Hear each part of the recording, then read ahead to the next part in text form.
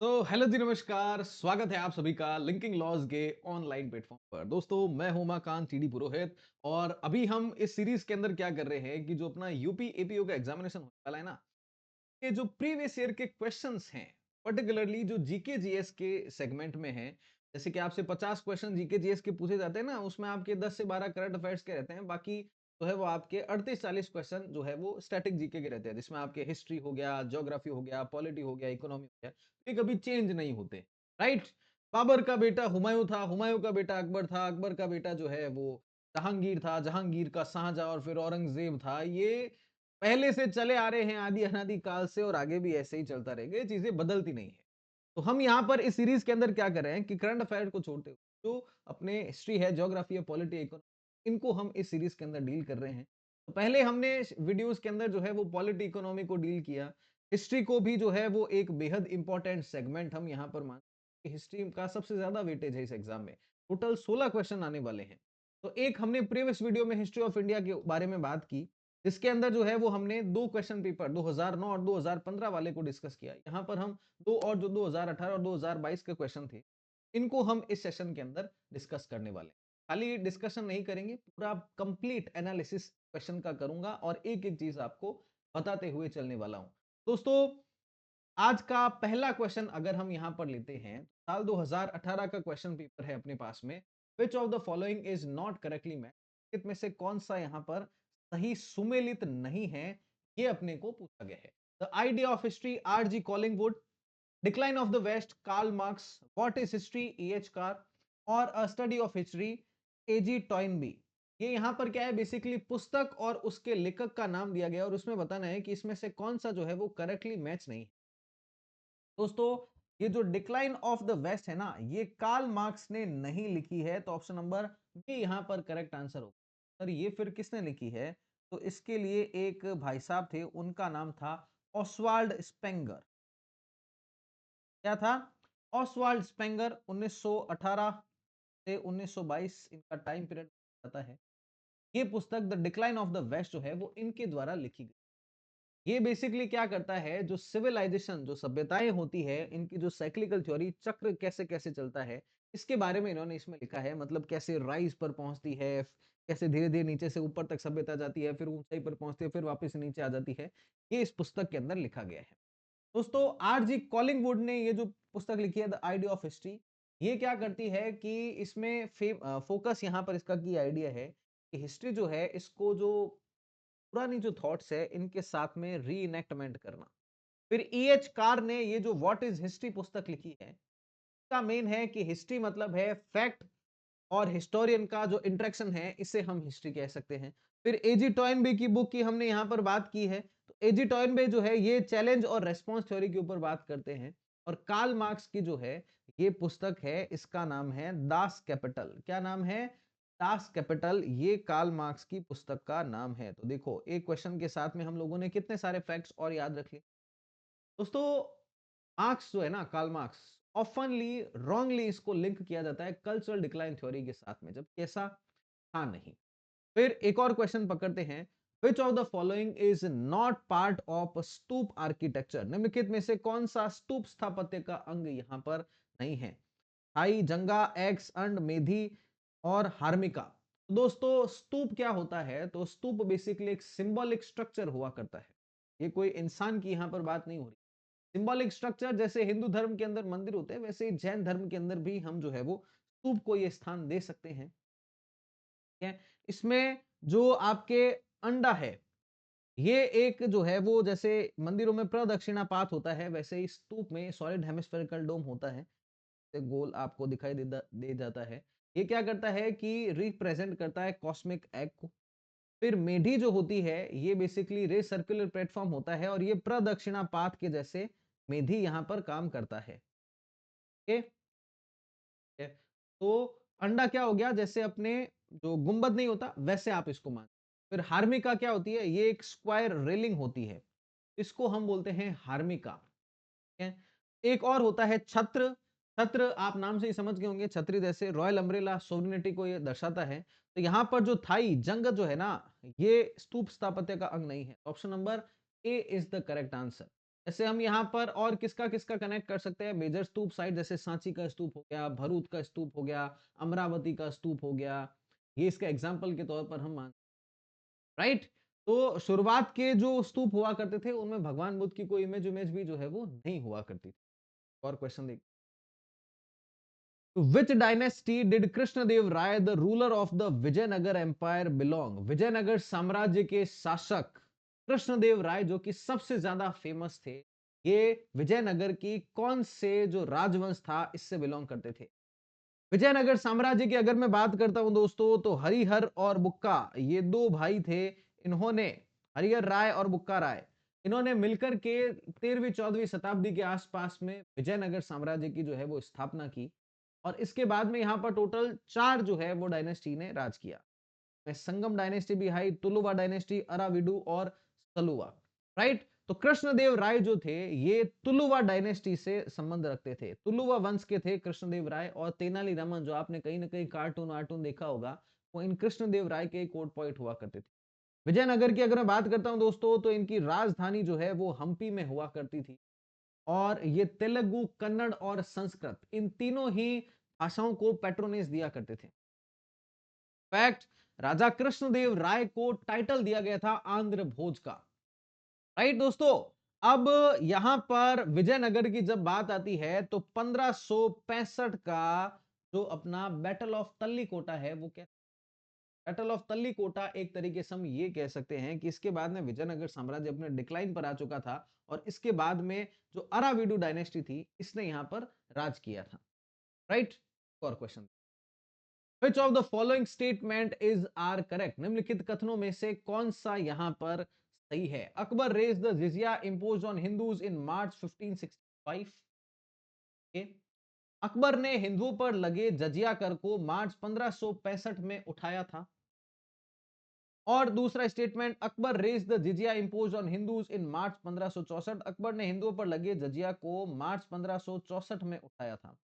पहला स्टेटमेंट कह रहा है मार्च 1565 में, दूसरा कह रहा है मार्च 1564 में।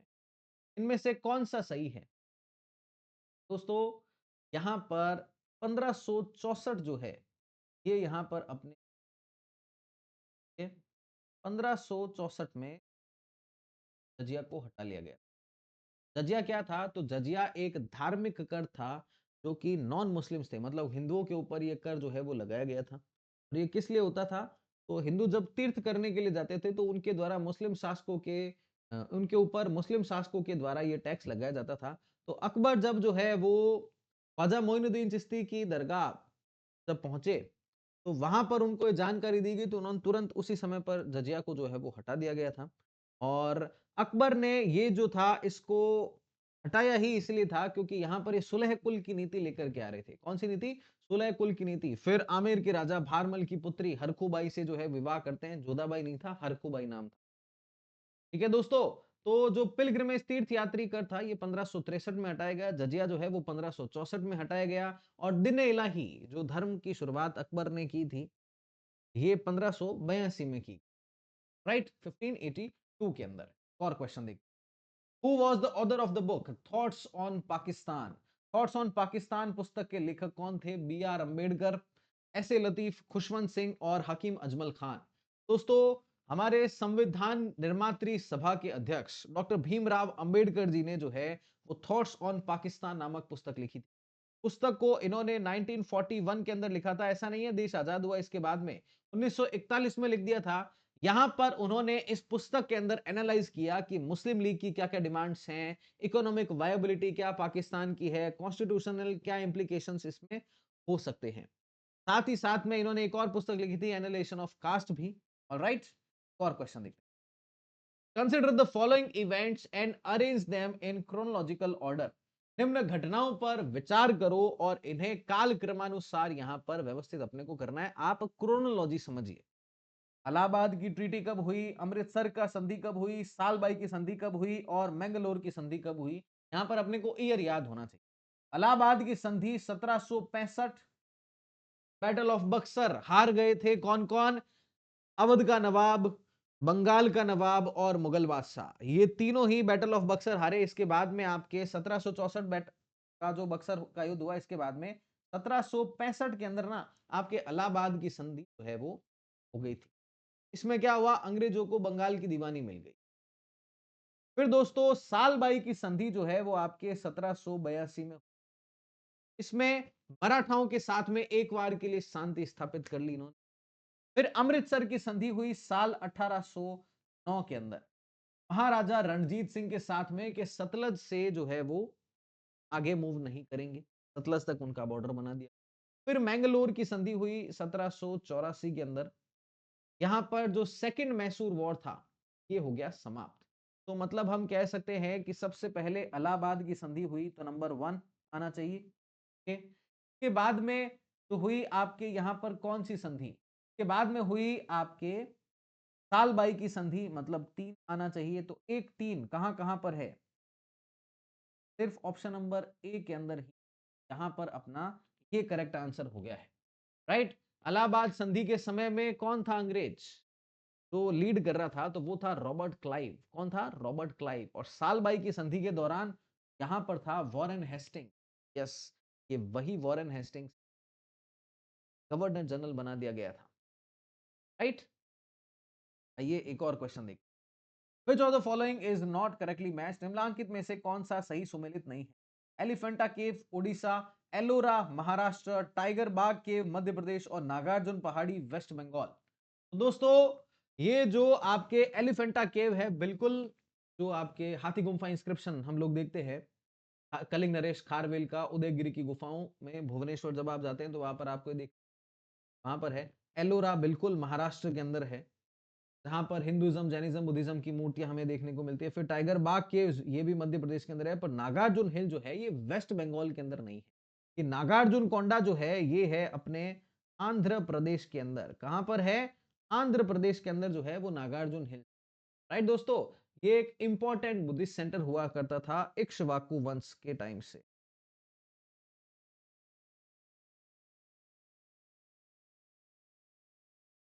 दोस्तों अब एलोरा के बारे में आपको बता ही चुका हूं। उदयगिरी खांडगिरी की गुफाएं जो है ना, जैन धर्म, थोड़ा सा ध्यान में रखिएगा। कलिंग नरेश खारवेल का हाथी गुम्फा इंस्क्रिप्शन हमारे को यहीं पर देखने को। और क्वेश्चन देखते हैं। Which of the following ruler is not related to the Maurya dynasty? निम्नलिखित में से कौन सा शासक मौर्य राजवंश से, यहां पर चंद्रगुप्त मौर्य स्थापना ही, बिंबिसार के ही पुत्र, अशोक और बृहद्रथ। अब यहां पर आप फंसेंगे, कैसे फंसे मैं आपको बता। Which of the following ruler is not related to Maurya dynasty? यहाँ पर ये जो क्वेश्चन है ना, ये आपको फंसाने के लिए दिया गया है, तो यहाँ पर बिंबिसार जो थे मौर्य डायनेस्टी, ये थे हर्यक वंश से, हर्यक वंश से। फिर अशोक के पिताजी का नाम था क्या आखिर, चंद्रगुप्त मौर्य का तो वो था बिंदुसार, ये है बिंबिसार। सार सार में फंसना नहीं है। Option number C is the correct answer. Chandragupta Maurya, फिर बिंदुसार, फिर अशोक और जो बृहद्रथ नाम दिया गया है, ये सबसे लास्ट मुगल शासक हुआ करते थे। इनको जो है वो इनके ही मिलिट्री कमांडर हुआ करते थे, पुष्यमित्र ने मार करके और शुंग वंश की स्थापना कर। दोस्तों और क्वेश्चन देखिए। Who was the author of Badshahnama? Badshahnama के लेखक कौन थे? अबुल फजल, मोहम्मद काजिम, गुलबदन बेगम और अब्दुल हमीद लाहौरी। दोस्तों बादशाहनामा जो है ये ऑफिशियल हिस्ट्री है किसके टाइम की? शाहजहां का जो शासन काल था का ये ऑफिशियल हिस्ट्री है, और ये लिखी है अब्दुल हामिद लाहौरी ने। किसने लिखी है? अब्दुल हामिद लाहौरी ने। ये दोस्तों जो अकबरनामा था ना, में अकबर की पूरी स्टोरी लिखी गई थी, सेम उसी मॉडल के ऊपर इसको लिखा गया था। तो अब सवाल उठता है कि अकबरनामा किसने लिखा था भाई?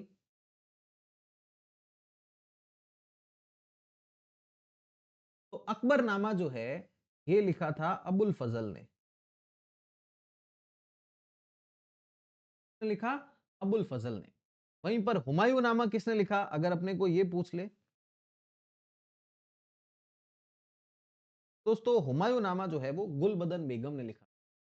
खाली क्वेश्चन नहीं, के साथ में 10 चीजें और एक्स्ट्रा सीख करके जाओ। अब तो देखो मेरा यहाँ पर थिंकिंग लॉस पर होने का कोई फ़ायदा है आपको, आपको ये वीडियो देखने का फ़ायदा है। अगर खाली बस क्वेश्चन आंसर तो वो तो आप भी कर सकते थे, देखने की क्या ज़रूरत थी? एक्स्ट्रा मिलना चाहिए ना, बस एक्स्ट्रा ऐसे ही आपको मिलता रहेगा, अब इसलिए जुड़े रहिएगा साथ में बस। एक और क्वेश्चन देखते हैं। When did Queen Elizabeth issue a royal ordinance allowing the East India Company to trade in the East? महारानी एलिजाबेथ ने ईस्ट इंडिया कंपनी को पूर्व में व्यापार करने हेतु राजकीय अध्यादेश कब जारी किया गया था? 31 दिसंबर 1609 को, 31 दिसंबर 1606 को, 31 दिसंबर 1600 को और 31 दिसंबर 1601। दोस्तों हैप्पी न्यू ईयर मना रहे थे और उसी समय पर 1600 में 31 दिसंबर 1600 को जो महारानी एलिजाबेथ थी इंग्लैंड की, इसने क्या किया, ब्रिटिश आपके जो ईस्ट इंडिया कंपनी थी इसको कह दिया कि जाओ भैया ईस्ट के अंदर आप व्यापार कर सकते हो। ये क्वीन एलिजाबेथ प्रथम ने दिया था और यहां पर इनको ईस्टर्न ट्रेड पूर्व में व्यापार के लिए इनको मोनोपोली दे दी थी कि आपके अलावा यहां पर कोई भी व्यापार करने के लिए नहीं आएगा, आप जाओ मजे करो यार। फिर इन्होंने अपनी पहली फैक्ट्री कहां पर लगाई थी?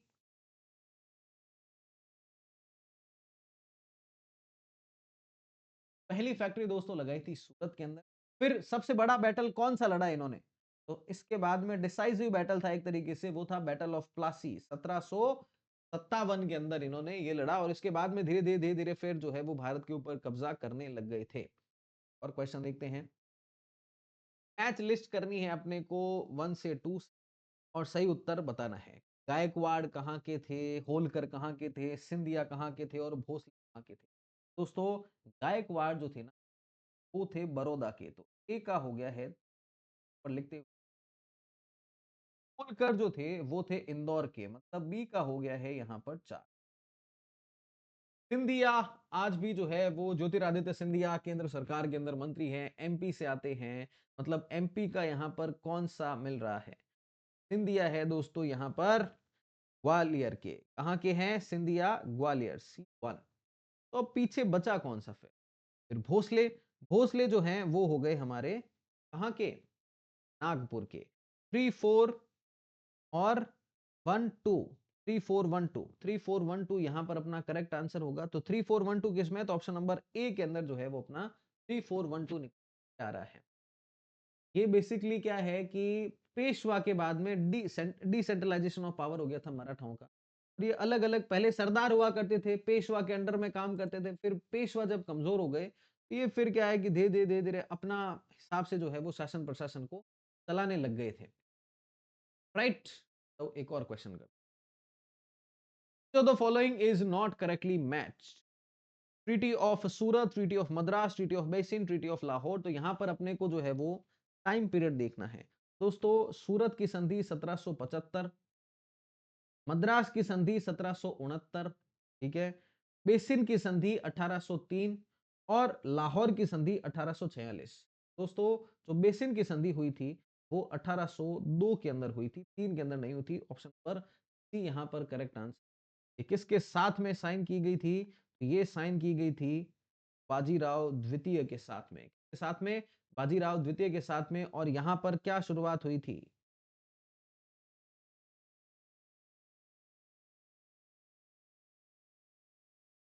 यहां से ही शुरुआत हुई है सब्सिडरी अलायंस की। इसकी शुरुआत हुई है सब्सिडरी अलायंस की, जो है वो यहां से ही शुरुआत है। आइए एक और क्वेश्चन देखते हैं। तो देखो 2018 वाला क्वेश्चन पेपर कर लिया, अब 2022 की है बारी। पहला क्वेश्चन था इसमें, क्वेश्चन नंबर 2 था वैसे, रोहतास फोर्ट जो पंजाब के अंदर बनाया गया वो किसने बनाया था? रोहतास दुर्ग का निर्माण किसने किया था? ऑप्शन है अपने पास में शेर शाह सूरी, बाबर, अकबर और जहांगीर। तो दोस्तों शेर खान, जिसको शेर शाह सूरी के नाम से जानते हैं, जिसका कार्यकाल जो है वो 1541 से लेकर के 1548, सिर्फ 7 साल का ही रहा था। ये शेर शाह सूरी के द्वारा ही रोहतास किले को बनाया गया था। सबसे पहले तो हुमायूं को भगाया था ना, मुगल बादशाह था हुमायूं को, इसको हराया था और हरा करके भगाया था। अमरकोट के अंदर जो है वो अकबर का जन्म हुआ था। तो हुमायूं वापस तो नहीं आ रहा है, इसको चेक करने के लिए रोहतास दुर्ग बनाया गया था। और दूसरा यहाँ की लोकल एक ट्राइब हुआ करती थी गोखर, इनको भी कंट्रोल करने के लिए भी ये जो रोहतास दुर्ग है इसको बनाया गया था। इसको ना दोस्तों झेलम नदी जो है, जो कि आज पाकिस्तान के अंदर चली गई है, झेलम नदी, के किनारे पर जो है इसको बनाया गया था। और ये दोस्तों अफ़गान मिलिट्री आर्किटेक्ट का एक परफेक्ट एग्ज़ाम्पल है। इसके अलावा भी शेर शाह सूरी ने कुछ और भी काम किए हैं। जो ग्रैंड ट्रंक रोड है, ये शेर शाह सूरी ने सराय बनवाई, रेस्ट हाउसेज़ जिनको हम बोल सकते हैं। लैंड रेवेन्यू रिफॉर्म्स ज़रीब-वरीब जो है ये भी लेकर के आए। शेर शाह सूरी के कई सारे ऐसे रिफॉर्म्स थे जिनको आगे अकबर ने भी कंटिन्यू किया था। और क्वेश्चन देखते हैं। Which of the following pair is not correctly matched? Historical places district of Uttar Pradesh, ये अपने को मैच करना है। तो श्रृंगी रामपुर श्रावस्ती में, दाऊजी मथुरा में, लोधेश्वर बाराबांकी में और श्रृंगवेरपुर प्रयागराज के अंदर। तो दोस्तों ये जो आपके श्रृंगी रामपुर है ये श्रावस्ती में, ये कहां पर है? ये है अपने फर्रुखाबाद में। कहां पर है? फर्रुखाबाद में। तो ऑप्शन नंबर ए यहां पर करेक्ट आंसर होगा। दाऊजी बिल्कुल मथुरा के अंदर विराजते हैं, बाराबांकी में। और श्रृंगेर वेरपुर जो है ये प्रयागराज के अंदर है ही। श्रृंगेर वेरपुर जो है ना, इसको हम दोस्तों भगवान श्री राम और निषाद राज की जो दोस्ती थी इससे कनेक्ट करते हैं। वहीं पर श्रावस्ती की अगर मैं बात करता हूं तो जो अंग मगध काशी कौशल वज्जीमल चेदी वत्स कुरु पांचाल मत्स्य सूरसेन अस्मक अवंती कंबोज गांधार। तो हम ये बात कर रहे थे तो इसमें जो कोसल, जो मैंने महाजनपद की बात की ना, कि राजधानी थी श्रावस्ती। क्या थी? कि राजधानी थी श्रावस्ती। ऑलराइट, आइए एक और क्वेश्चन देखते हैं। इन 1887 during the tenure of which viceroy was the Allahabad university established? 1887 में किस वाइसरॉय के शासनकाल में इलाहाबाद विश्वविद्यालय की स्थापना हुई? Lord Mayo, Lord Canning, Lord Curzon और लॉर्ड डफरिन। दोस्तों लॉर्ड डफरिन जो था इसके शासनकाल में ही 1887 में इलाहाबाद विश्वविद्यालय की स्थापना हुई। ये डफरिन जो था ये 1884 से लेकर के 1888 तक जो है ये भारत का वॉइसरॉय रहा और इसी के दौरान 1885 में कांग्रेस की स्थापना हो गई थी। गोकुलदास तेजपाल संस्कृत कॉलेज मुंबई के अंदर है, वहां पर पहली मीटिंग हुई और पहले अध्यक्ष चुने गए थे व्योमेश चंद्र बैनर्जी। टोटल 58 लोगों ने इस मीटिंग में हिस्सा लिया और ए ओ हयूम को कांग्रेस की स्थापना का श्रेय दिया जाता है। इलाहाबाद यूनिवर्सिटी को पूर्व का ऑक्सफोर्ड कहा जाता है और one of the oldest modern university है ये भारत की। यहां से ही मोतीलाल नेहरू जी, जवाहरलाल नेहरू जी जैसे जो है वो बड़े बड़े लीडर्स निकले। और क्वेश्चन देखते हैं। यहाँ पर फिर अपने को लिस्ट को मैच करना है कि पांड्या, यादव, काकतिया, पल्लव इनकी किसकी किसकी कौन कौन सी राजधानी थी। तो दोस्तों जो पल्लव थे इनकी राजधानी थी कांचीपुर। कौन सी थी? कांचीपुर। ठीक है। पांड्या जो थे इनकी थी मदुरई। ठीक है। यादव जो थे इनकी थी देवागिरी दौलताबाद। ठीक है। फिर पीछे बसता है काकतिया, ये वारंगल। मतलब हम कह सकते हैं कि जहां पर आगे 4 आएगा वो करेक्ट आंसर होगा। तो अपना ये दो तो कट गए। 4 2 3 1, 4 3 2। फिर यादव, तो यहां पर अपने आ गया 3, तो 4 3 2 1। ऑप्शन नंबर है वो आपके क्या निकल करके आएगा? देखिए पांड्या जो थे इनकी राजधानी थी, यादव जो थे इनकी राजधानी थी देवागिरी। ठीक है? यादव की राजधानी कौन सी थी? देवागिरी। काकतिया जो थे इनकी थी वारंगल और पल्लव की थी कांचीपुरम। तो ऑप्शन नंबर डी 4 3 2 1 अपना यहाँ पर करेक्ट आंसर निकल करके आ गया। पल्लव की अगर मैं बात करता हूं तो द्रविडियन टेम्पल आर्किटेक्चर की शुरुआत पल्लवों के द्वारा ही की गई। काकतिया 1000 पिलरों का जो मंदिर है ये काकतिया है और पांड्या के समय में ही संगम एज जो है ये हुआ करता था। ये एक और क्वेश्चन देखते हैं। Who among the following wrote the Aihole inscription? निम्नलिखित में से किसने एहोल अभिलेख की रचना की थी? हरिसेन, सेन, रवि कीर्ति और उषावदात। दोस्तों एहोल इंस्क्रिप्शन जो है ये लिखा था रवि की, लिखा था रवि की। ये किसका कोट पॉइंट था? तो ये था पुलकेशन द्वितीय। पुलकेशन द्वितीय जो है इसका ये कोट पॉइंट हुआ करता था और ये वही पुलकेशन द्वितीय है जिसने हर्षवर्धन को जो है वो हराया था।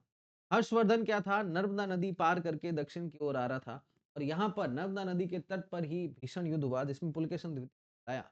पुलकेशन द्वितीय ने यहाँ पर साफ साफ कहा कि वो अगर उत्तर पथ का मालिक है तो मैं दक्षिण पथ का मालिक हूँ। उत्तर पथ का जो ट्रेड रूट जाता था वैसे ही दक्षिण के अंदर भी ट्रेड रूट जाता था और यहाँ पर पुलकेशन द्वितीय ने हराया और फिर एहोल के अंदर दुर्गा मंदिर जो बनाया गया था, इसकी दीवार के ऊपर साल 634 एडी में ये जो इंस्क्रिप्शन है इसको लगवाया गया और इसमें ये सब बताया गया है। जो मैं कह रहा हूँ ना कि पुलकेशन द्वितीय ने हराया और कहा कि मैं दक्षिण पथ का हूँ, तो ये सब जो है यहाँ पर में बताया गया और ये बेसिकली जो चालुक्य वंश के जो शासक थे, इनकी हिस्ट्री इस एहोल इंस्क्रिप्शन में बताया गया है। ये दोस्तों संस्कृत भाषा के अंदर लिखा गया है। कौन सी भाषा के अंदर? संस्कृत भाषा के अंदर। कौन से राजा को हराया? तो हर्षवर्धन राजा को जो है वो पुलकेशन द्वितीय ने हराया। इसके बारे में इसमें लिखा हुआ है। ये इंपॉर्टेंट है एग्जाम के लिए, ध्यान में रखिएगा। फिर एक और क्वेश्चन देखते हैं। Who was the architect of Mumbai's gateway of India? Mumbai के गेटवे ऑफ इंडिया का वास्तुकार कौन था? Edward Lutyens, Herbert Baker, George Wittet और सर विलियम इमर्सन। दोस्तों option number C George Wittet जो है ये यहां पर करेक्ट आंसर तो है, पर ये गेटवे ऑफ इंडिया ना इसको 1911 से 1924 टाइम लगा था इसको बनाने में। और ये क्यों बनाया था? तो यहां पर क्या है कि ब्रिटेन का महाराजा आ रहा था, किंग जॉर्ज पंचम।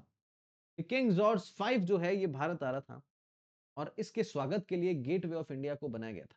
इसकी जो आर्किटेक्चरल स्टाइल है ना वो इंडो सार्सेनिक आर्किटेक्चरल स्टाइल है। वहीं पर एडवर्ड लुटियंस का जब नाम आता है तो जो न्यू दिल्ली बनाई गई है, एडवर्ड लुटियंस का नाम है। वहीं पर जो हबर्ट बेकर है वो भी इनके साथ में ही थे। सेक्रेटरी बिल्डिंग बिल्डिंग जो है वो उन्होंने बनाई हुई और जो आज का चंडीगढ़ है ये भी इनमें भी है, वो का योगदान काफी ज्यादा रहा है। और क्वेश्चन मैं यहाँ पर क्या होता हूँ, गायब हो जाता हूँ ताकि आप क्वेश्चन ढंग से पढ़ पाओ और फिर इसको जो है वो हम सॉल्व करेंगे। मेरा दिखना जरूरी थोड़ी है, क्वेश्चन सॉल्व होना चाहिए ना। तो क्वेश्चन है with reference to the Marathas which of the following statement is are correct? मराठाओं के संदर्भ में निम्नलिखित कथनों में से कौन सा? The administrative system of Shivaji was his own creation. Shivaji की प्रशासनिक व्यवस्था उनकी खुद की निर्मित थी। Statement number 2, unlike Ranjit Singh he took no foreign aid in the administration. Ranjit Singh से भिन्न उन्होंने अपने प्रशासन में कोई विदेशी सहायता नहीं। तो यहां पर अपने पास में ऑप्शन है only two, only one, neither one not two, both one and two. दोस्तों ऑप्शन नंबर डी जो है ये यहां पर आपके करेक्ट आंसर है, both one and two. Administrative of Shivaji जो है ये इनका खुद की व्यवस्था थी और unlike Ranjit Singh he took no foreign aid in the administration. Ranjit Singh से भिन्न उन्होंने अपने प्रशासन में कोई भी विदेशी सहायता नहीं ली थी। इनफैक्ट हम लोग ये कह सकते हैं कि शिवाजी का एडमिनिस्ट्रेशन खुद का ही क्रिएशन था। रणजीत सिंह ने यूरोपियों की सहायता ली थी, पर जो शिवाजी राजे थे, उन्होंने शिवाजी महाराज थे, इन्होंने जो है वो किसी की भी सहायता यूरोपियों की, उस समय पर तो यूरोपीय थे ही नहीं। एडमिनिस्ट्रेटिव सिस्टम की अगर बात करूं तो अष्टप्रधान का सिस्टम था यहाँ पर। चौथ सरदेशमुखी लिया जाता था और हिंदवी स्वराज्य के ऊपर मेन फोकस था। अटक से लेकर के कटक तक हिंद स्वराज्य बना देंगे, ये इनका कहना था यहाँ पर। एक और क्वेश्चन देखते हैं। With reference to the Pushyamitra Sunga which of the following statement is are correct? पर फिर से जाना पड़ेगा, बात नहीं। तो क्वेश्चन क्या है कि पुष्यमित्र शुंग के संदर्भ में निम्नलिखित कथनों में से कौन सा सही है? Commander Pushyamitra Shunga killed Brihadratha. सेनापति पुष्यमित्र शुंग ने बृहद्रथ की हत्या की थी और ही परफॉर्म 20 अश्वमेध सैक्रिफाइसेस आफ्टर डिफीटिंग यवन। यवनों को पराजित करने के बाद में उसने 20 अश्वमेध यज्ञ किए थे। इनमें से कौन सा स्टेटमेंट जो है वो यहाँ पर अपना सही है? दोस्तों option number D both one and two जो है यहाँ पर करेक्ट है। बिल्कुल पुष्यमित्र शुंग ने लास्ट मौर्य शासक था बृहद्रथ को मार दिया था और यवनों को हराने के बाद में इसने जो है वो 20 अश्वमेध यज्ञ किए थे। दोस्तों पुष्यमित्र शुंग की अगर बात करूं तो लास्ट मौर्यन शासक को हराने के बाद में, मारने के बाद में शुंग वंश की स्थापना की। राजधानी वही पाटलिपुत्र रखी और यहां पर बुद्धिज्म से पेट्रोनेज जब राजा देने लग गया था ब्राह्मणिज्म को, पर इसका मतलब ये नहीं था कि बुद्धिज्म डिक्लाइन के ऊपर आने लग गया था, ऐसा कुछ भी नहीं था यहां पर। एक और क्वेश्चन देखते हैं। Who is the author of Tarikh e Rashidi? Tarikh e Rashidi के लेखक कौन है? जौहर, गुलबदन बेगम, मिर्जा हैदर दुगलत और मुतामद खान। तारिक ए रशीदी। तो दोस्तों मिर्जा हैदर दुगलत जो है ये यहाँ पर करेक्ट आंसर है। तारिक ए रशीदी के द्वारा लिखी गई। ये बेसिकली क्या है कि एक पर्शियन हिस्टोरिकल वर्क है। ये यहाँ पर सेंट्रल एशिया और कश्मीर जो है इसको यहाँ पर इसकी हिस्ट्री के बारे में ये बताता है। ये बेसिकली हमारे को जो शुरुआत की जो मुगल हिस्ट्री है, बाबर और हुमायूं का जो टाइम पीरियड है ना, के बारे में हमारे को इस तारीख रशीदी पता चल जाता है। राइट। एक और क्वेश्चन देखते हैं। In which Jain literature the list of 16 mahajanapada of 6 century BC is found. छठी शताब्दी ईसा पूर्व के 16 महाजनपदों की सूची इस जैन ग्रंथ में भगवती सूत्र, निर्यावली सूत्र, वैवाहिक सूत्र और औपपातीय सूत्र। अंग मगध काशी कौशल वज्जी मल चेदी वत्स कुरु पांचाल मत्स्य सूरसेन अस्मक अवंती कंबोज गांधार।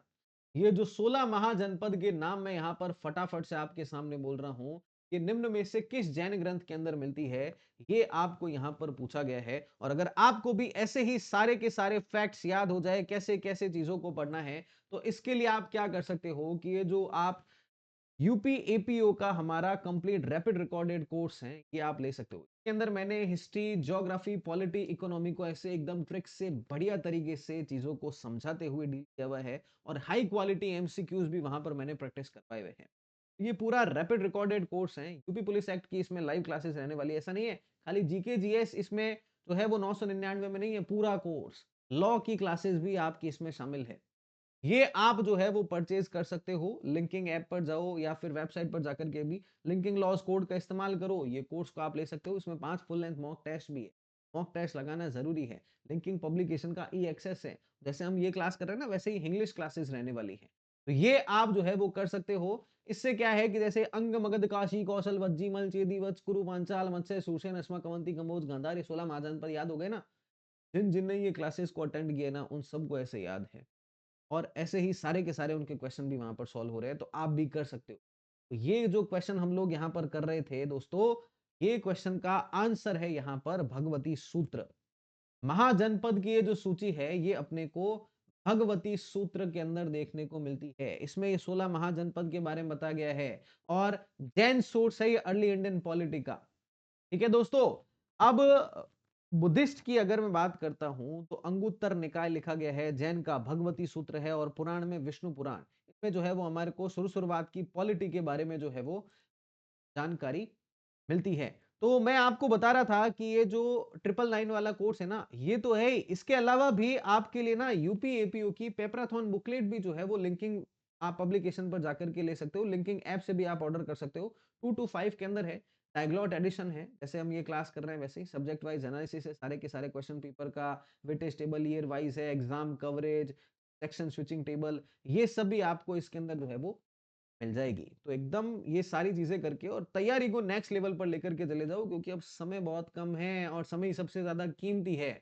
तो चलिए दोस्तों, मिलते हैं आप सभी से ऐसे ही एक और वीडियो के अंदर। तब तक stay fit, stay strong, link your life with the law only on linking loss. Thank you so much for joining with this session. History, geography, polity, economy, सबका बदला लेगा तेरा फैजल। ऐसे ही हर एक जो यूपीएपीओ एग्जामिनेशन है, इसमें जितने भी प्रीवियस ईयर के क्वेश्चंस है ना, जीके जीएस, सबका ऐसे एनालिसिस करने वाले हैं। तो बस जुड़े रहिएगा यहाँ पर। So much.